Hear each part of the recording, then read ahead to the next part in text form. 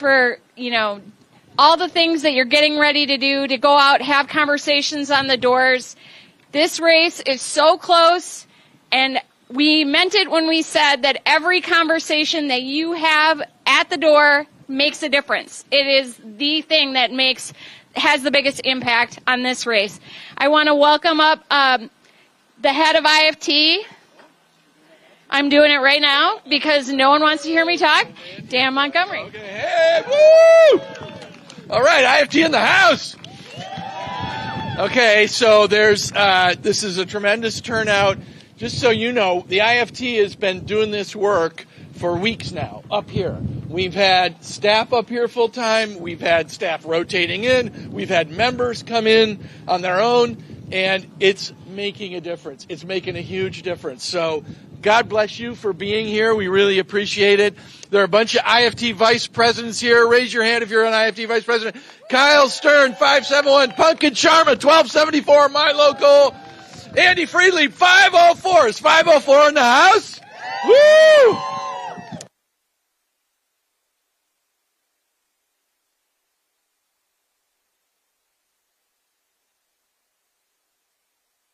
Thank you. To come on a Saturday to give your time on a beautiful weekend. What are you going to do today? What are you going to do today? Anybody? What are you going to do in just a few minutes? Knock doors, get some votes, talk to people, smile. That's a good one. I think I would say it slightly differently. What I think you're going to do in a few minutes is save democracy. What I think you're going to do in a few minutes is make sure that working people have a voice in this country. What I think you're going to do in a few minutes is make sure that people in the White House care about schools, our children, and our future. That's what I think you're going to do. In the end, what you're doing today is winning the election. That's what it is. You should feel so proud of yourselves. People here brought kids. God bless you for that. What a lesson it is for kids to do this work. It's life-changing. But it really is true. We know this is the closest election in modern American history. Going back when they started polling sort of the modern way, the year 2000. If you look at all the swing states, all the polling still today has never been this close. We are talking a razor-thin margin. That's why it means, and it's true when we say it, every vote counts. Say it with me. Every vote counts. Every door you go to today counts, whether they're there or not, that you showed up to a union household to say, as a union sibling, I'm here because of the importance of this election. And do you know where you're going to vote? Are you registered? Can we count on you to vote for our future and Kamala and Coach Walz? So thank you so much for what you're doing. Our national president is here. See that bus back there? She's been driving around the country. I don't know. I don't see her yet. She was inside putting on her IFT T-shirt. They've been driving around the country. John Ost, the political director of the AFT, is here. They're about halfway through. They started in California. They're going to move on from here into Illinois and then I think into Michigan and east. And it is tremendous that Randy does that. I usually say when I introduce Randy, when we need her in Illinois, she's here. She's been on strikes, she's here. Well, we're not in Illinois right now. We're in Wisconsin. But she's where we need her when we need her, and she's a real fighter. So I would say without further ado, I'd introduce Randy. Okay, we got announcements from Julie. So thank you again for what you're doing. It's so important. Give yourself a hand. Okay, so while we wait for Randy, I just want to make a couple announcements. So you guys are all going out at 10 o'clock. When you come back, it should take you like 3 hours to go through your turf. When you come back, we'll have the grill going. We have brats and things to eat, hang out, have a little bit of lunch. And if you can take another turf packet and go out, that would be fantastic. And then we have a second group that's going out at 12 o'clock, a smaller group. Again, You're welcome to stay and hang around and have a bite to eat and visit. We so appreciate you being here today. We also have QR codes up in the hallways. Every Saturday, we have the same setup. There's a 10 o'clock shift and a 12 o'clock shift. So if you see the QR codes in the hallways, sign up again. We have our Mobilize page. All those dates are listed. There'll be a slightly different schedule for GOTV weekend. Probably a Friday, Saturday, Sunday, Monday canvas. We'll go in a little heavier the weekend before the election. If you have any time to do those things, we'd really appreciate it if you would sign up for another shift. Finally, I just want to thank George Petrovich, who's over here. Can you give George a round of applause? He's with the air traffic controllers, and he's our zone lead from the AFL-CIO. And Matt Machowski, who's here with AFG. They've been helping us out of this office. They've been helping us cutting turf, giving us advice, helping us liaise with the building. So I just want to appreciate them as well. Is Randy back? Okay, we're still waiting for Randy. Oh, okay. Well, without further ado, I want to welcome the AFT president, Randy Weingarten. Please come to this.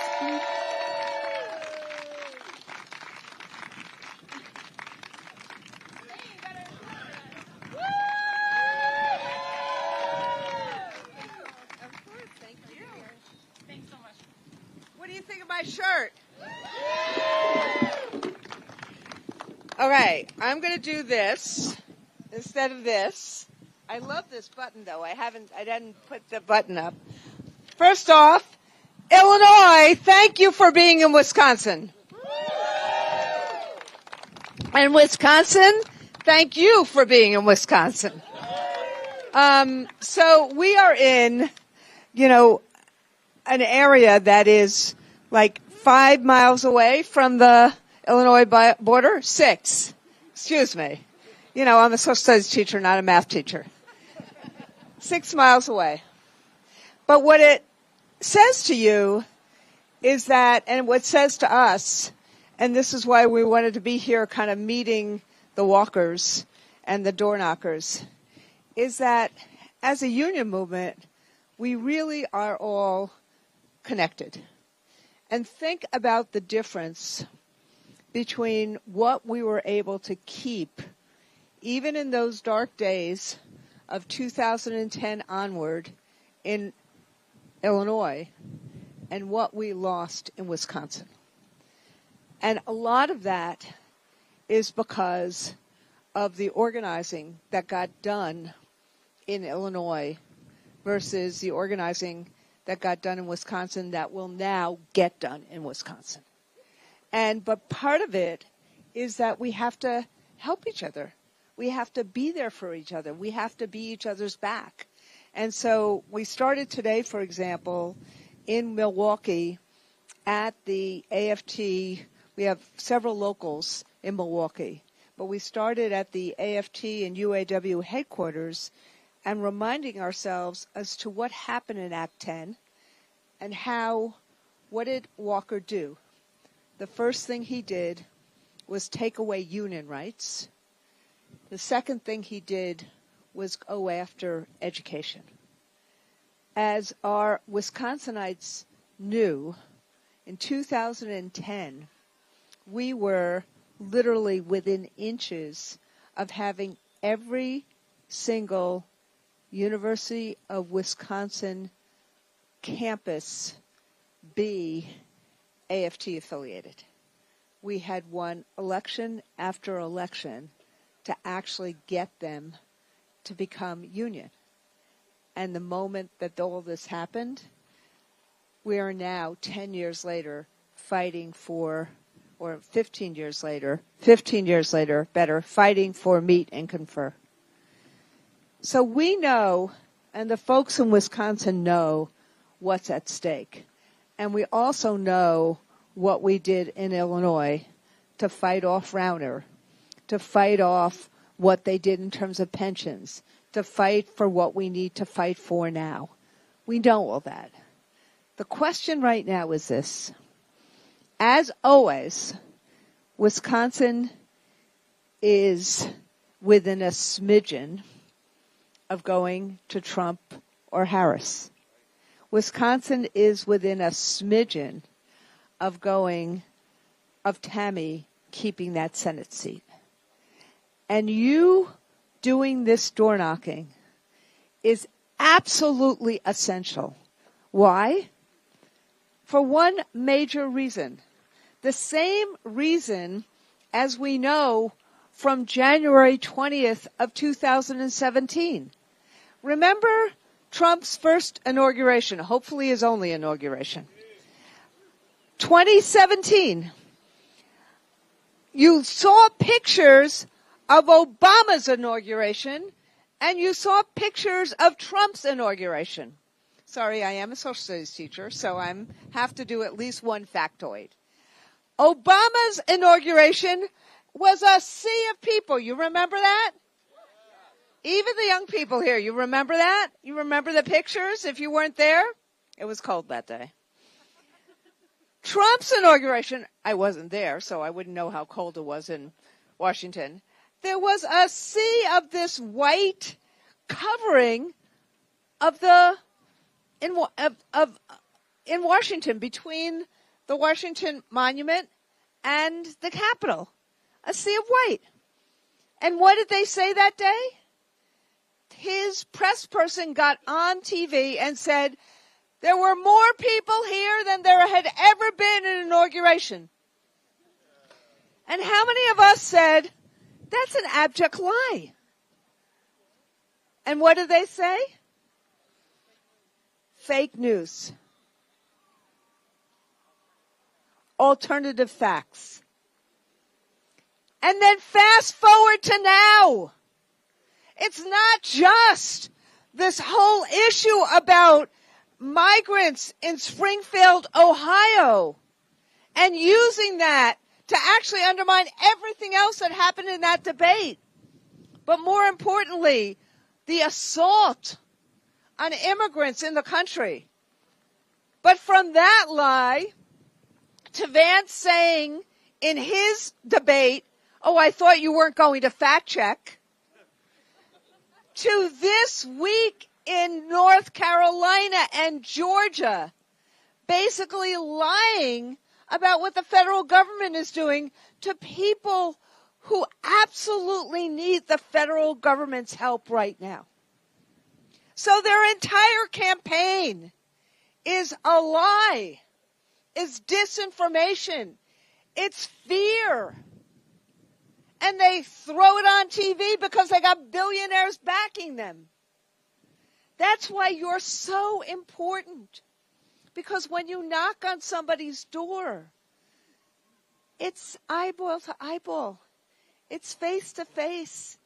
It's basically saying we're labor to each other. We understand that we need a middle class. We understand what the labor movement can do for a middle class. We understand that when we fight, we win. When we're in solidarity, we can lift all boats.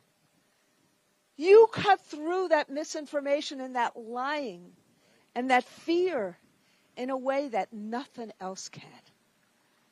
So that's why, number one, the most important thing I can say to you is thank you. Because that door knocking is what will win this election. That face-to-face, that solidarity, that's what will win this election. And that's why when you are, yes, clap for yourselves. That's why when you're doing it, when we're doing it, postcards are good. Phone calls are good. The door knocking is how we engage with each other. The talking to each other, that seeing each other. And the more they lie, the more the contrast is obvious between a future of potential and progress, like our bus says, and a future of fear and chaos and division. So we want to end with this. There's so many times in so many elections that people say, well, I'm just voting for the best of two bad alternatives. And I would argue that right now, that is not the case. Just take last week, just this past week. We know that Joe Biden and Kamala Harris have been presiding over, and they are the most pro-union president and vice president, I would argue, we've ever had. Ever. Even including FDR. Because FDR didn't like public sector unions. He didn't think that the public sector should be organized, as much as I love FDR. And look at the difference. But last week, just this past few days, Joe Biden showed, as my kids used to say, my high school kids, you gotta walk the walk. He walked that walk this week. And what did he do? That dock worker strike would have been a disaster, particularly given the hurricane. And the Chamber of Commerce and the billionaires and all of them were out there basically saying, impose Taft-Hartley. Stop them from doing it. Force the workers, even though the management had made a boatload of money, force the workers to go back, mediate. And what did Joe Biden say? With all this pressure on him, what did he say? I believe in collective bargaining. I believe in collective bargaining. Wouldn't it have been great if we had in 2010 the federal government all saying, I believe in collective bargaining, Scott Walker.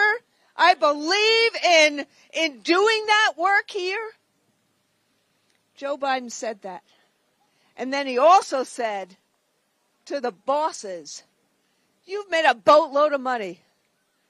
You've gotten your due.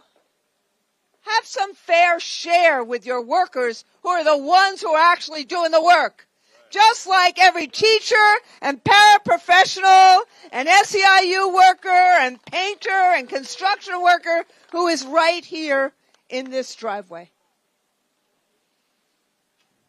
That is who Biden and Harris are.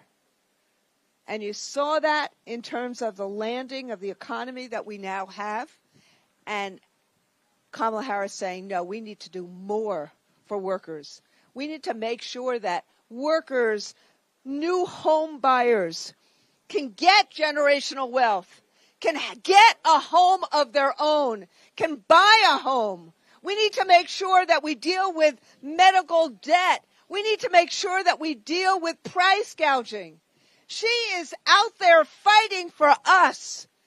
But for us to have her as president, we need to take the next month and fight for her and Tim Walz to get in the White House.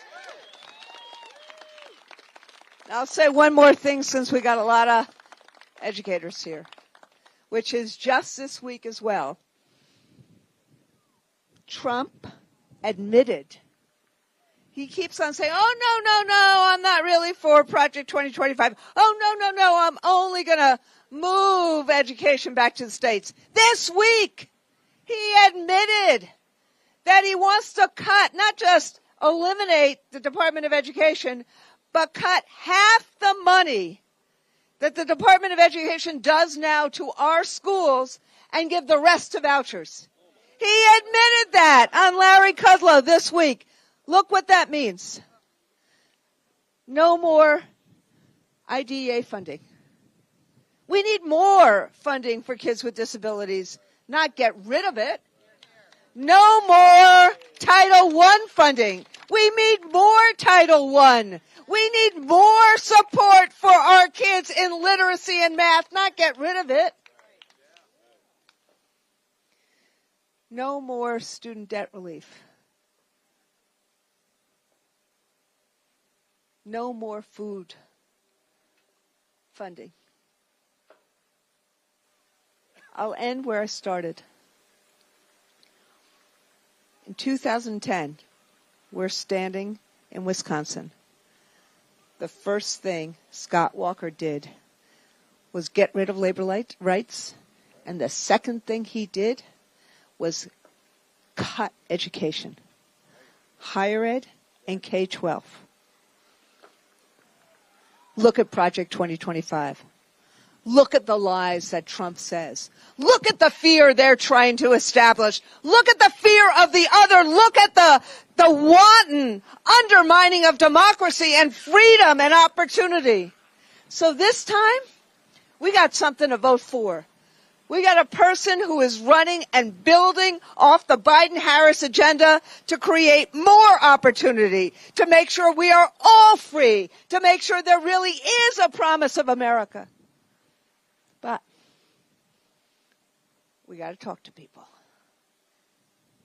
because these guys know no bounds when it comes to their lives. So, you ready to go out and walk? You ready to go out and door knock? You're ready to get out the vote? You're ready to get out the vote for our future? You're ready to get out the vote for greater opportunity? You're ready to get out the vote for freedom? You're ready to get out the vote for the promise of America? You're ready to vote for and get out the vote for Kamala Harris and Tim Walz? You're ready to get out the vote for Tammy Baldwin? And when we fight,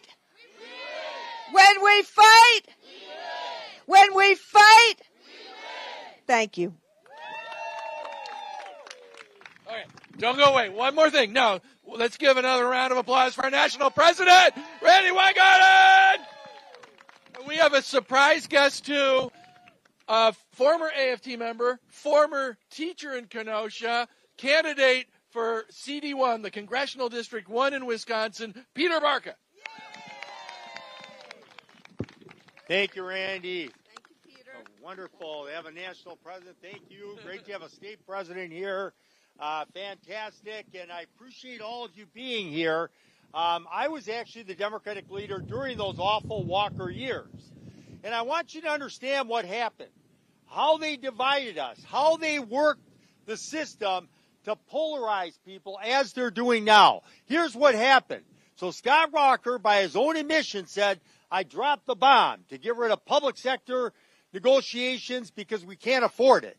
That was later proven to be false, but it was very harmful. But what he did, and this goes back to Randy's point about Project 2025, they say, don't worry about it, we're not going to do this. When Scott Walker ran for governor, he didn't say, elect me, I'll end public sector negotiating. He didn't say, elect me, I'll make us a right-to-work state. He didn't say, elect me, I'll take away prevailing wage.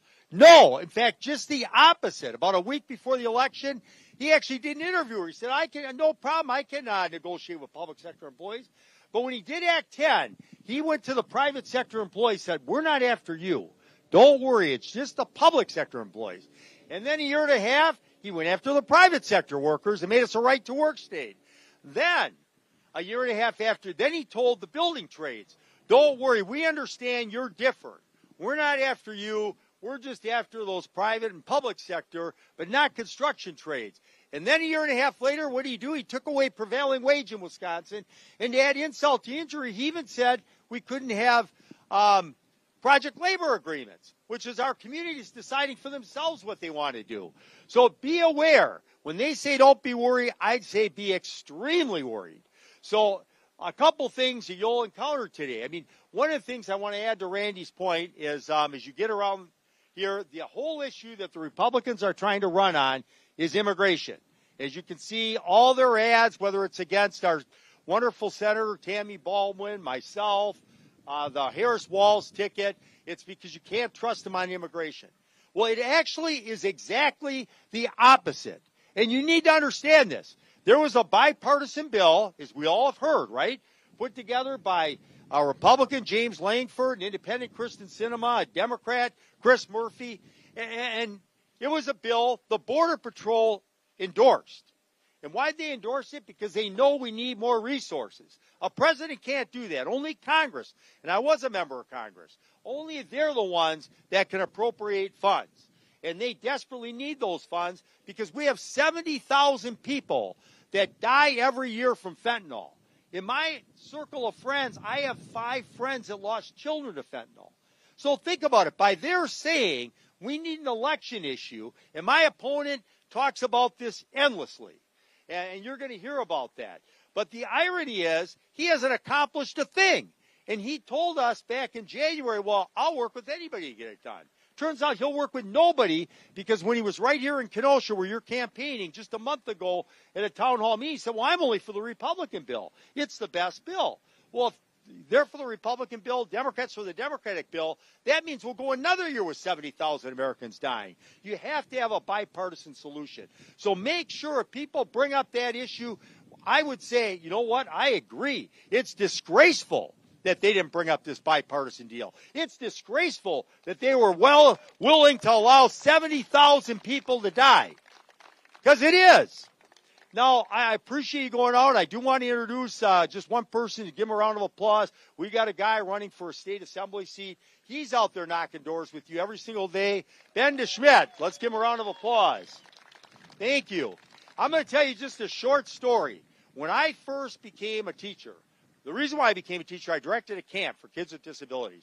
It was my favorite job of all time. I would have paid them to do it, because when kids are in an outdoor environment, they lose their inhibitions. We had kids walk for the first time, talk for the first time.